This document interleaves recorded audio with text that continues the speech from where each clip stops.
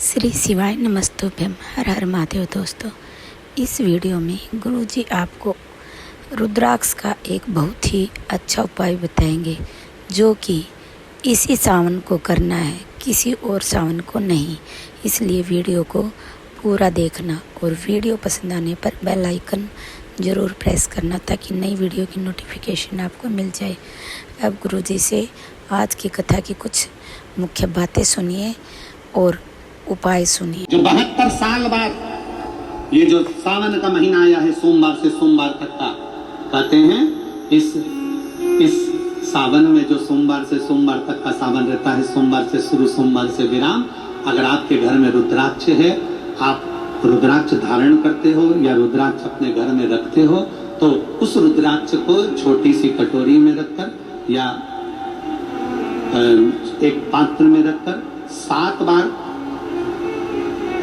किसी भी अमावस पर, सावन में जो अमावस्या पड़ती है, ये सोमवार से सोमवार वाली सावन, इसके बाद वाले सावन का वर्णन नहीं कर रहा, हम इस सावन की बात कर रहे हैं। या तो अमावस, पूर्णिमा, त्रयोदशी, चतुर्दशी या प्रदोष, शिवरात्रि, अष्टमी, ये ऐसी तिथियां हैं जो सोमवार से सोमवार तक का जो सावन होता है, सावन में कटोरी में रखकर, प्लेट में रखकर, थाली में रखकर 7 बार अपने घर में अगर रुद्राक्ष, तो उसको बलवान बनाने के लिए इसी सावन के महीने में 7 बार तो जल, 5 बार दूध गौ माता का और 2 बार गाय का घी उस रुद्राक्ष पर लेपित करना चाहिए। और फिर उस रुद्राक्ष को धूप बत्ती हो या घर में गूगल की धूप हो, और धूप बत्ती से उस रुद्राक्ष को सिद्ध कर लेना चाहिए।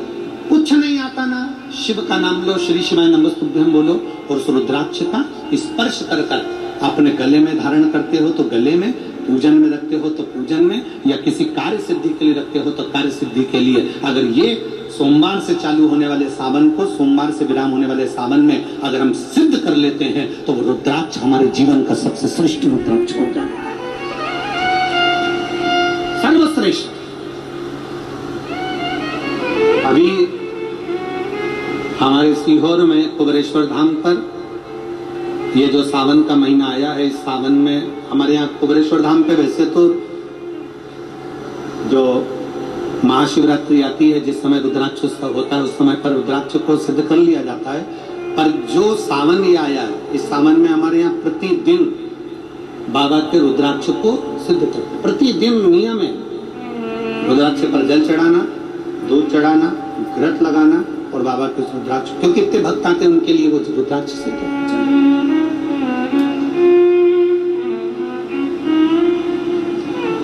इसी सावन में 4 मुखी 3 रुद्राक्ष, कितने? 4 मुखी कितने? 3। 5 मुखी रुद्राक्ष 3 और 6 मुखी रुद्राक्ष 3। इनके बीच में सवा गांठ लगाई जाती है। 4 रुद्राक्ष कितने? जल्दी बोलो। 4 मुखी रुद्राक्ष कितने? 3। 5 मुखी रुद्राक्ष कितने? 3। 6 मुखी रुद्राक्ष कितने? 3। इनके बीच में सवा गांठ लगाई जाती है। मतलब एक गांठ पूरी लगाई जाती है, फिर आधी गांठ लगाकर फिर रुद्राक्ष को डाला जाता है लाल धागे में, फिर सवा गांठ ऐसी चलती है। 9 रुद्राक्ष होते हैं कुल टोटल।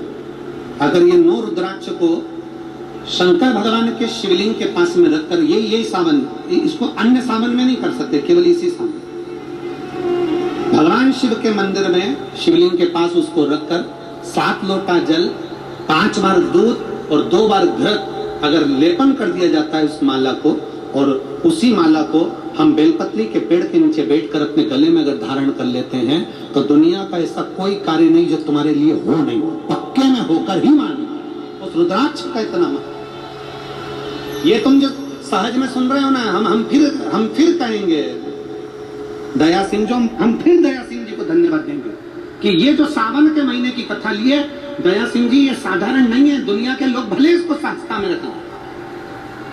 27 जुलाई 1953 में ये सावन आया था, उसके बाद 2024 में ये सावन आया। लोग तरसते हैं सावन सावन के लिए कि इसमें हमें रुद्राक्ष को सिद्ध करना है, हमें इसमें बेलपत्र का पान करना है, इसमें हम जो मांगेंगे हमारा बाबा कृपा करने के लिए तत्पर रहता है। ये वो रुद्राक्ष का आनंद उठाते हैं। मैं धन्यवाद देता हूँ दया सिंह जी आपको बहुत बहुत, और पूरी समिति को, बोलबम सेवा कल्याण समिति को धन्यवाद देता हूँ। और जितने भिलाई वासी इस कथा को सुन रहे हैं, भले तुम्हें छाता लगाकर बैठना पड़े, भले तुम्हें पन्नी लगाकर बैठना पड़े, पर अगर 1 मिनट भी आप कथा का रिस्पॉन्स कर रहे हो, टीवी के सामने, मोबाइल के सामने अगर सुन रहे हो, तो सहज मत समझना क्या फल मिलेगा। हम तो कहते हैं कि 3 महीने में मिलता है, हम तुमको कहीं नहीं जा रहे, 1 महीना तुम्हारे इसी छत्तीसगढ़ में है, हम 1 महीने में फल देखना प्रारंभ करेंगे, प्रयास करेंगे। आप उस सावन की महत्वता तो जानो, शिव नाम की महत्वता तो जानो।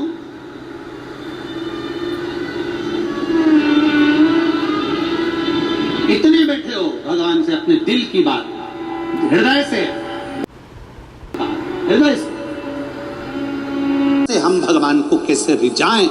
दुनिया के लोग आपसे कहें नेत्र बंद करके बैठ जाओ, दुनिया के लोग आपसे कहें मंदिर में जाओ तो आंख बंद करके बैठ जाओ, दुनिया के लोग आपसे कहें तीर्थ में जाओ तो नेत्र बंद करके बैठ जाओ, दुनिया के लोग कहें कि तप साधना में बैठ जाओ, आप कह देना मैं तुम्हारे हाथ जोड़ूं, मैं तो सरल भाषा जानती हूं, मेरे को कुछ भी नहीं आता, मुझे तो केवल इतना आता है, सारी समस्या का हल एक लोटा जल। हमें कुछ भी नहीं आता, ना में तप आता, ना में साधना आती, ना में व्रत आता, ना में पूजन आती, ना में पाठ आता। कोई तुमसे कह दे ऐसे गेहूं चढ़ाओ, कोई तुमसे कहे कि ऐसे ये चावल चढ़ाओ, कोई तुमसे कहे कि ऐसे चढ़ाओ, हमें कुछ नहीं आता। हमें तो केवल इतना आता है कि शंकर को रिझाया कैसे जाए।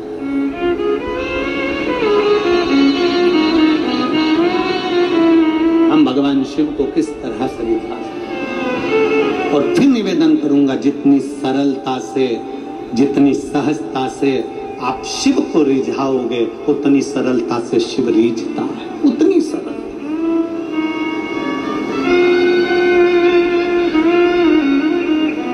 आप जितने भाव से भगवान शंकर को रिझाने का प्रयास करोगे, वो उतने भाव से रिझेगा, उतने भाव। जरा विचार करिए, इसी सोमवार से सोमवार वाले सावन के महीने में शिवरात्रि की पूजन आप ऑनलाइन करेंगे, आप और हम सब आस्था चैनल के माध्यम से, फेसबुक यूट्यूब के माध्यम से, ठीक शाम को 7 बजे 2 अगस्त को बैठेंगे और ऑनलाइन सब अपने अपने घर से पूजन करेंगे, भगवान शिव की आराधना करेंगे। आप और हम सब मिलकर भगवान शंकर से एक साथ प्रार्थना करेंगे, एक साथ। और जब हम बाबा को रिझाएंगे, और ये सोमवार से सोमवार तक के सावन के महीने में 2 अगस्त को तो हम शिवरात्रि मनाएंगे, 17 अगस्त को सीहोर की कांवड़ भी बाबा की कृपा से सुबह 9 बजे भरेंगे। प्रदोष के दिन एक विश्वास के साथ शिव को रिझा, एक भरोसे के साथ भगवान शंकर को। और मैंने तेरे ही बाबा तेरे